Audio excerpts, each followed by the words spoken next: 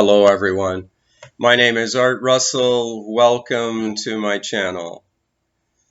This video about our essential nature is inspired by a short quote from Consciousness is Everything, the Yoga of Kashmir Shaivism by Swami Shankarananda. So let's go straight to the quote. Shiva with amnesia. Now, for those of you who are unaware of the meaning of Shiva, I'm going to turn to the glossary and read the author's definition. Shiva, ultimate consciousness, the absolute or God, the male or static aspect of consciousness. Shakti is the female or dynamic aspect of consciousness. Now, there are many other synonyms or terms by which we can refer to ultimate consciousness. Some of them are Brahman, Allah, I am that I am. Science often refers to it as the unified field, and informally, all of us refer to it by the use of I or I am every day.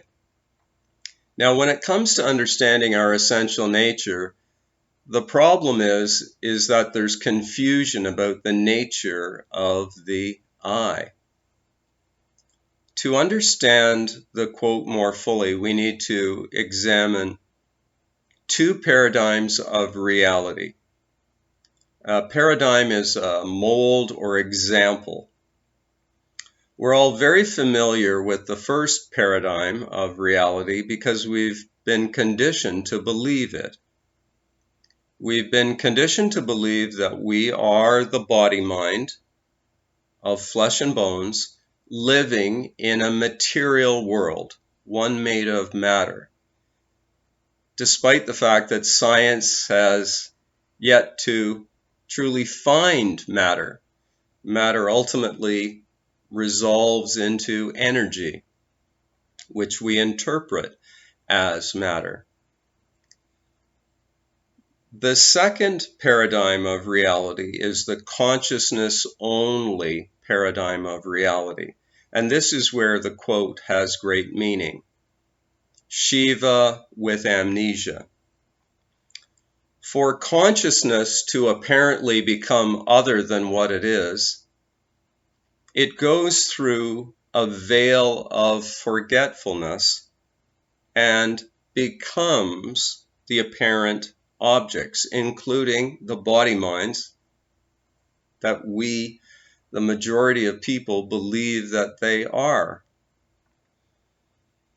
This will continue until we awaken to our higher nature, until that veil of forgetfulness is pulled aside and we awaken to the truth of our being. I have another saying here that I framed about 4 years ago now, and it's by St. Francis of Assisi. Many of you are probably familiar with it. What we are looking for is what's looking. Now, when beings are on a spiritual quest, the majority will probably take their body-mind perspective as being ultimate truth, looking for what they are spiritually, but we already are it.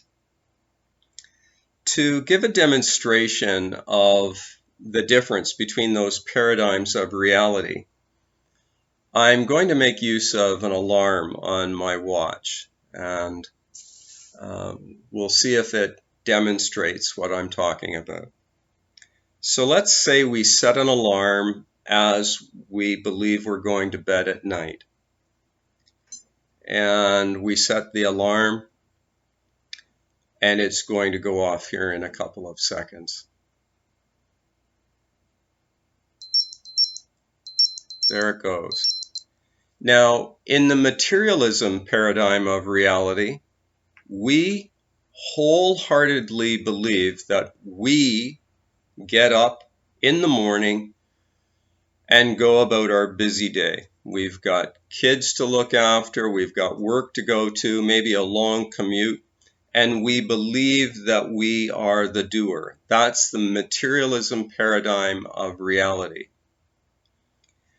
In consciousness only paradigm of reality, it would actually be that a perspective of the person is once more begins to function.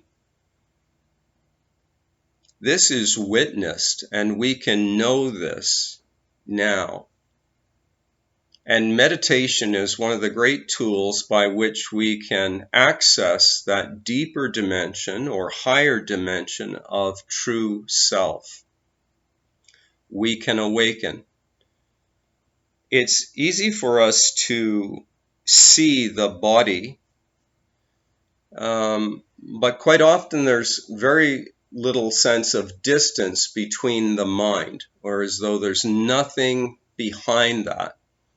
But activity of the mind can be noticed when we meditate. Now, the caveat with using meditation as a tool for this is to leave the perspective of the person behind.